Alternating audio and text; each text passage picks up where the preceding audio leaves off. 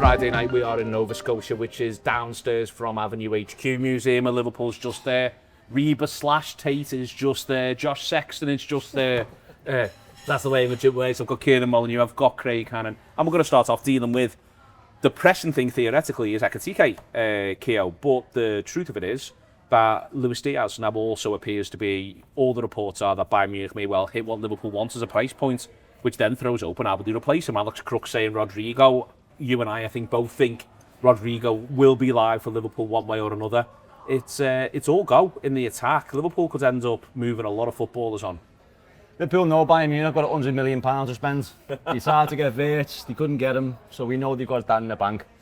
So we played that ball, haven't we? Yeah. And I think what Liverpool, you've said this already on a couple of shows, Liverpool want for Diaz what Real Madrid want for Rodrigo, in my opinion. So it's a straight, very close to it. Very close to it. So it's almost a straight swap, and we get a player in it's a little bit younger with a longer contract.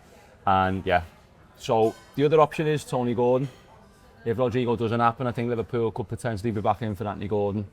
But the fact of the matter is, looks like Diaz is off, doesn't he? I mean, he's been pretty vocal about it. He's pushing for the move. Everything but a transfer request has gone in, so I do expect it to get done. Just get close to that figure. Do you expect it to get done? I'm still not sure, because I think Liverpool like telling the story about how they play hardball, and I think every now and again they must pick a player. They must pick one and go with Tim, we're going to play hardball on, so we can say to the rest of the market, we only deal it where we want to deal. And I felt like a little bit like they might have picked Diaz for this. That said, the flip side of that is that if Bayern Munich do hit the figure, or pretty close to the figure, then Liverpool might just go, all right then, swapping a 28-year-old for, we don't know who it is, but for a younger player. What do you think with Diaz? Yeah, they always pick one player and Nat Phillips, crucially. They were the two that always play hardball on every summer. I'm still not sure, but I wonder if I'm sort of doing the sort of hopium thing almost, of like, I don't think Diaz truly wants to leave Liverpool, which I feel like the evidence is stacking up against me now every time a new report comes out just about how much Luis Diaz wants to leave Liverpool. The Bayern fit to me just sort of doesn't make tons of sense in my head for Diaz, but maybe, Sané sort of getting out of the picture there and things like, maybe that can be sort of more. Musiala's injured, so maybe that is. Kane up top, you've got at least say one flank, Diaz the other. It doesn't feel. You're going to win the league. This is my thing. You're going to win the league. You're going to win the league. This is my thing. Is I'm almost thinking of like the Musiala timeline rather than the Elise timeline, rather than the Harry Kane timeline. And obviously they're going to be a little bit caught between those two stools, but. Yeah, that's sort of, thinking about the Bayern side of things. Like, Rodrigo to me feels sort of like far away from what Liverpool are looking for in a footballer. But I sort of thought that Isak was this summer as well, and it's been very clear that Liverpool have been willing to follow up their interest in Isak. I thought. Why do you think Rodrigo feels far away? Almost because it's like it's too close to that. Like, I mean, we're signing from Real Madrid is really the thing. Like in my head, that's almost like not the signing Liverpool make. But this is something which Liverpool have effectively declared their interest publicly in a £120 million footballer. They've signed a £100 million footballer. So I just feel like they're booking like everything I knew of the transfer trends in my head this summer, and it's causing me to like have this whole like introspective episode really about what Liverpool transfer looks like now. Can I pitch you why I think Rodrigo is a Liverpool signing? He goes with a fair amount of fanfare to go to a really big club. He's done well there and won a lot, but he's began to stagnate a little bit, and also he's off the back of a bit of a poor season. And I just think there's this feeling of why I think he might make sense for the Sounds like Ryan Gravenberch. Well, he gets his fresh start. He gets this fresh start at a massive club with pressure on, because it will be the idea he's got to deliver from pretty quick as soon as he gets in there. And I feel a little bit like that. Whilst it's a different level, don't get me wrong, that is a bit the Liverpool brand. Yeah. It's not quite gone as you'd have hoped. And it's really weird to say that about a lad. If you look at his honours, it's like it couldn't have gone much better. Yeah. But I do wonder whether or not, he's never had a season where he's Madrid's top scorer. He's never had a season where people have walked away from it and gone, he was the most important player when we went and won this. I think that I do wonder if there's a little bit of a thing here where that's the Liverpool continuity line is. You are and have been obviously brilliant, but something's not quite gone as you'd have hoped. Yeah, and you can almost see Liverpool's settle from the side of that as well, in terms of the fact that, even though he will be expected to come in and hit the ground running, because you imagine the wages and the fee will be sort of right up there with what is going around in today's market. You can say, well, Cody Gakpo is a left winger who we have a lot of stock in. We believe in Cody Gakpo heavily. We've just signed that £100 million footballer Florian Wirtz, which we all seem to be forgetting. I know we're going to come on to talk more about that. We've got Mo Salah. Like, you're not expected to come in and be the main man who's like running the show immediately. And Real Madrid's sort of stockpile of football is what I feel like Rodrigo has got lost in. Like I kept talking about whenever we spoke about Trent last season, that it feels like they've gone back to that sort of soulless Galacticos, scattergun transfer approach now. I mean, best symbolised by the fact that Danny Carvajal's just come back from an ACL injury and wants to be the starting right back when they've just, their headline sign this summer is a right back. So it feels like that's what Rodrigo has got a little bit lost. And in that sense, I can see what you're saying about how you fall down the pecking order at a big club. A club who, and I don't think Liverpool are a rung below Real Madrid by any stretch of the imagination. I think transfer-wise, they have been for ages, which is why it's almost like I'm having to bend my mind around the idea that Liverpool can now sign footballers from Real Madrid rather than having to always be the other way. I really like it as a sign. If Luis Diaz is intent on proving me wrong and definitely leaving Liverpool this summer, then I like Rodrigo's sign, because as you say, it feels like there's something to prove there. There's almost not a ton of pressure in one sense, there's the right amount of pressure in another sense. I think it does make loads of sense to Liverpool. What I'm trying to say is, Neil, you've sold me. I'm done deal. I think Diaz going is, I think it is entirely an economic exercise. I think I do have full faith in the Liverpool. They will be really happy to still have him play for Liverpool next year. So first and foremost, that means he needs replacing. But secondly, it means he needs replacing by genuine quality. I don't think you can't have a project. You can have somebody you long-term committed to, you think can be absolutely incredible. And we're maybe just a little bit beyond that with Diaz, where I don't think we expect incredible anymore. We just expect pretty consistently really good and really involved. And that's no bad thing. At the level we play at, to be that good a footballer, you're one of the best 50 in the world. And that's what Diaz is. But I do wonder whether or not Liverpool might be thinking, can we swap the current continuity and maybe get someone in whose ceiling might be higher? Exactly, particularly with Salah getting older. And you feel like surely his numbers don't get better than what they were last year. And so, I know, I said Clip that this. when surely. Clip this and send it to Mo Salah. And I like the idea at the end of the season he'll fucking stick it to Craig Hannan. Bring it. Yeah, But Mo Salah going, don't call me Shirley. I'm fully expecting to be proved wrong, but that's the madness of him. I think there's a few things on this. I think you mentioned about like being surprised by Liverpool's business. I said this in the show the other day, so sorry for repeating myself, but I think that I don't feel like this is Liverpool doing something new. It's a similar strategy to what we saw in 2018. If you look back at 2018, you look at Van Dijk and they go, transformer sign, and we're going to pay a record fee for the defender. Same with Alisson, record fee for a goalkeeper. He'd sold Coutinho, and so there was a big asset went out that had the added money to come in. I think the difference this time is that they have more assets, and I think that And they've been winning. They've been winning titles. And they've had 5 years where the commercial growth of the club, they've built the foundations of the new stands and all of these things that they've sort of built the club up to a point now where they're able to make moves in the way that they have done and are doing. I'm worried about the number of changes. Like if you think about the backroom staff as well, I think I was watching the game last week and I saw Gio Van Bronckhorst. I was like, fucking hell, yeah, that's right. The bald fella that I didn't even learn his name's gone. Heitinga, you must have learned his name. No, the other fella. Oh, right, yeah. Sipke. Sipke's still there, isn't he? I think He's gone. He's gone. No, he's gone. Okay, we'll check that in the break. One of the bald Sorry, fellas everyone. gone. Heiting, obviously. So I'm just wary of so much change when what Liverpool have delivered is the Holy Grail. Like they've won the league for us, and so with Diaz, there's two sort of competing thoughts in my mind, and one of them is, well, you see in 21-22 season, 22-23 season, where because we held on to players for too long and we didn't think about the development of the team, we just held on to the players that we liked and we'd loved for so long that then we fall off a cliff. And what they're looking at here is, well, we can get Rodrigo in. He is a genuine, as you say, a sweet spot signing. He just feels very, very Liverpool, who we think will go up a level. But then there's the other competing thought, which is that, well, Diaz has given us pretty much a 7 out of 10, 7.5 out of 10. I know he's a really good player. I know he'll work really hard, he'll graft, which we know Rodrigo will do.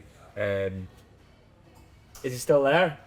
Yeah, I think you've conflated the Heiting. Some of the- Sipke Hulsoff, first I knew he hadn't. assistant coach. I knew he had. Screws by points. Johnny Heitinga left. There's been so many changes. There's been so many changes I can't keep up with them. I'm a bit worried about this though. Like, and I don't know if it's me just being a bit of a transfer fridge in a way. Absolutely nice. We'll let it out. You also, Saying it hit your hands and went into the back of the net. At best. you always make a big save, we man. Like I'm like, I don't know if it's me just being a transfer fridge. Like, but there is just definitely a continuity worry for me in the sense that I feel like Liverpool struck the continuity balance perfectly last season. And I wonder if Liverpool sort of exceeding targets and Slot exceeding targets has made them go, like, we're sort of fine to just be like carte blanche this season. Like, we're fine to finally open the checkbook, loosen the purse strings and all that, because the manager has beaten his 5-year plan even by winning the league in his first season. But is there a danger then that they creep too far into? And listen, I still trust the transfer fellas. I still definitely trust Richard Hughes and what he's done recently. Trust Michael Edwards and Julian Ward, because the evidence of the past 10 years of Liverpool suggests that I definitely should. But I do wonder if there's a point where there's one too many changes. Like you were talking through, almost the whole forward change this morning, and I panicked. I sort of, if this was happening at the back, and let's be clear, there are changes in the full-back positions, but if this was happening at the back, or if this was happening in the spine, And the keeper as well. the keeper, the two centre-backs, the two midfielders in front, Yeah. and all 5 of them changed, I'd be going, fucking hell, Yeah, come here yeah. for a really sticky fit. It's not, for me, the reason why I'm more laid back about it happening like this in attack, if it goes that way, is because I think, in the same way that it's easier to bring a young player through if he's a wide forward, I think it's easier to take a couple of risks in attack. I think there's still stuff to work out on how you press and all of that. A team is still a team, and we saw that with Jurgen.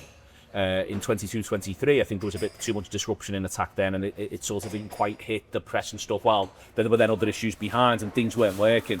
But I think if you've got Alisson Becker, and you've got Virgil van Dijk, and you've still got Ibu Konate, and you've got Gravenberch, and you've got McAllister, and then you've got Salah, and Gakpo if need be, I feel as though you've got there enough. The squad's changing, but the team's not changing. The bedrock of this, and the key part of that is the foundation is there in a tactical way, in a practical way. The foundation's there, and I wonder if it's almost part of them doing Salah and doing Van Dijk is almost going, well, what doing Salah and Van Dijk does is it keeps the foundation of excellence. But what we now need to do though is renovate some of the rest of the excellence, and we're going to take the opportunity to do it. What I was going to say was the strategies, the policy within the strategy, the guiding policies of the strategy, which is if there is a transformer signing that we think can take the team from here to here, we will do it, we will pay the money. That's staying the same. It's just that they're enacting it more often because maybe they see this summer as like almost like a mad golden goose opportunity where they see like, I thought it'd be Isaac the other day, but where you think, well, Rodrigo is in our top 5 in terms of the players. But like, if the Tike, if they couldn't get Isaac, I can get him. Wirtz was like the top one, and we managed to do that. And it's just this mad opportunity where we have the money, we're within PSR capabilities, and they're all available to do this summer. And everyone else is in a bit of a weird I place. took the words out my mouth. The thing that baffles me about all of this is Arsenal and all of this, because like there's all of these players that are available or are being talked about, and Arsenal are scraping around for, first of all, Sesko, then it's Gyökeres, and then it's Bayeki as well. They're sort of, but I think the one bit about that goes against their strategy from the past sort of 5-6 years at times, whenever Miguel Edwards has been at the top of it, has been well, it's the thing that Ian Graham talked about, where the ideal summer is to have 2 big changes in terms of players coming in, and that's the thing that they're going to go against. And look, they have to because Trent's left, and they have to because we need left back, and we have to because we needed a 10, and they've had this opportunity. But then beyond that, you're looking at a team that's probably going to have 6 new signings by the end of the summer. It's probably going to have 6 new faces, and they won't just be faces that like they're sitting the bench at the very beginning. It's going to be Wirtz, it's going to be starting from the off. The striker's going to be starting from the off, and that's the bit that just sort of like I'm uncertain about. Really, it's exciting. Fucking hell, it's exciting. Yeah, New of course, face, sure. but Look, as I said to you there, there's changes to the squad, not to the team. I get what you're saying. The ideal world, in the summer we bring in 1 or 2 top talents, and we say what Man United used to do it back in the day, and that's how you for subscriptions, That- I think they're that's how you want to behave, and I think that's the way Liverpool want to operate. But right now, if we sign 2 players, we're left with a gaping hole. Like, we've got to do this now, and if we go, as you said, we're in a sweet spot where the money's there, we're champions. As Neil just said, the other teams are in a bit of a bad place really compared to where Liverpool are at right now. I mean, I know City brought players in, but City didn't have a great year last year. You just said yourself about Arsenal; they're not behaving like a team that's being really, really ambitious. Liverpool are in a driving seat as a champion to go and get the best players available. And if we go and get all these over the line, then for the next couple of seasons, you don't need anyone. We're 23. But also my thing is, and I take your point, and I've done this, there's loads of bits of that I don't disagree with, but Liverpool are in a position where, at least hypothetically, they could go to St James's Park, second game, play Alisson Becker in goal, Conor Bradley at right back, Konate and Virgil van Dijk, Andy Robertson at left back, Gravenberch, McAllister, Szoboszlai, Wirtz, Salah and Gakpo. yeah, I know. They could literally just do that game against Newcastle. I don't think they will, for a variety of reasons. I think there's no universe where Kerkez doesn't start, I don't think, by the time we get to that point. But there's still, as I say, when I go through one new fella. as I went through there, that's a ton of continuity that you can still keep. I think so I take the sort of two big ones, and you don't want to do too much more than that point. But I think if they decide that there's a moment for any reason why they're just going to sort of say, well, we can sweep this all aside, but you can still do what I've just described. I think you've got some building blocks there. And then I wonder if the other thing of thought is you play third pot teams in Europe, fourth pot teams in Europe. You've got a League Cup games coming on the horizon. At some point, the league fixtures get a little bit easier. There's loads of ways to drop people in first half of the season to then be raring to go second half of the season when everyone's ready. Yeah? Yeah, absolutely. Let's do it. It's a great show. Hey, Neil, you completely sold me. I'm in. Excellent stuff. Manuel, doing bits and pieces of the Anfield Wrap with Manuel in July in tons of different ways. We should have Chris Barber on in a couple of weeks. Can't wait for that, but here's Manuel now. Starting in 2017, Manuel is a charity and a community for men to focus on their health and well-being. Manuel is an inclusive and supportive community where absolutely everyone can find a game of football, make new mates, and become the best version of themselves. Check them out across social media, get involved, and play your football the Manuel way.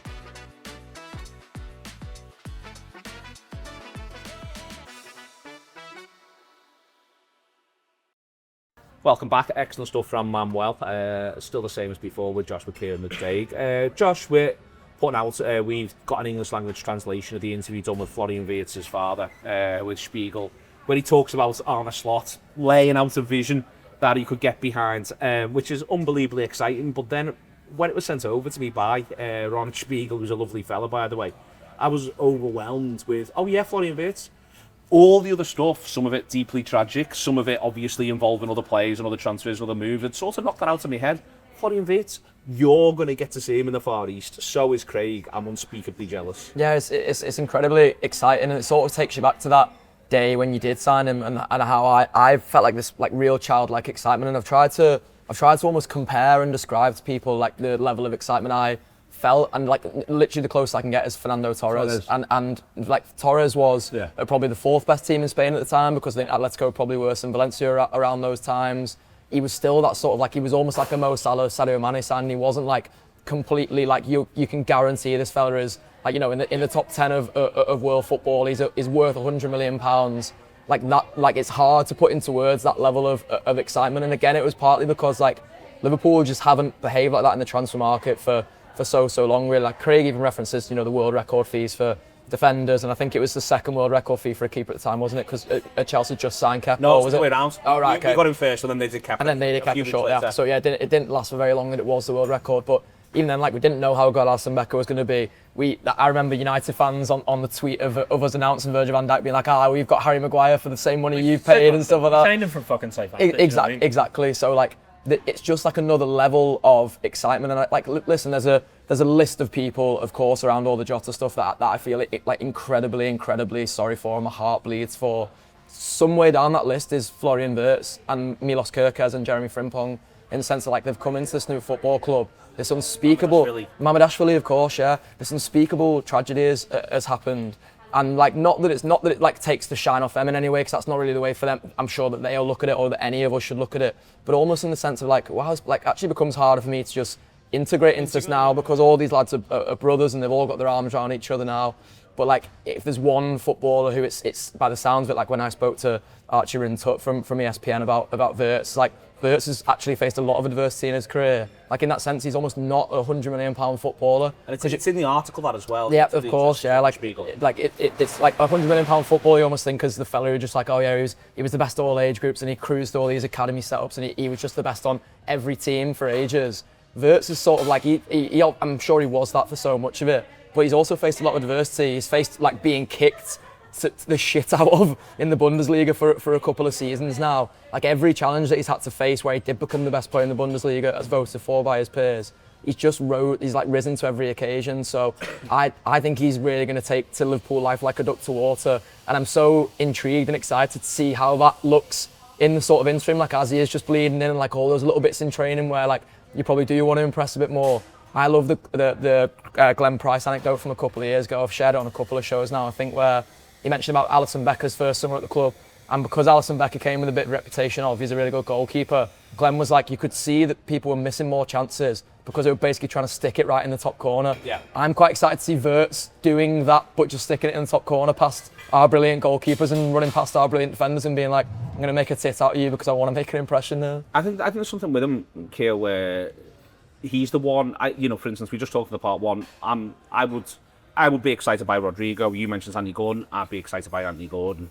And I think that Liverpool had a bit of a funny relationship with number 9 last season. So there's a chance that whatever happens at number 9 punches Liverpool up in a significant way. But the one that I think punches Liverpool the most is the idea of a creative fulcrum in the middle of the pitch.